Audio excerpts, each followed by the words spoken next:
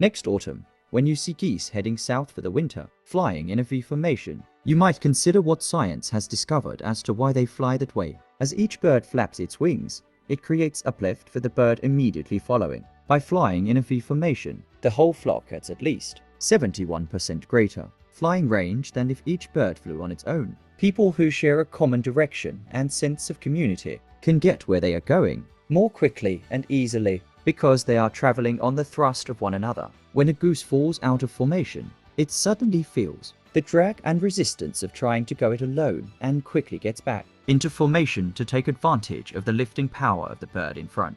If we have the sense of a goose, we will stay in formation with those people who are heading the same way we are. When the head goose gets tired, it rotates back in the wing and another goose flies point. It is sensible to take turns doing demanding jobs, whether with people or with geese flying south. Geese honk from behind to encourage those up front to keep up their speed. What message do we give when we honk from behind? Finally, and this is important when a goose gets sick or is wounded by gunshot and falls out of the formation, two other geese fall out with that goose and follow it down to lend help and protection. They stay with the fallen goose until it is able to fly or until it dies, and only then do they launch out on their own, or with another formation to catch up with their own group. If we have the sense of a goose, we will stand by each other like that.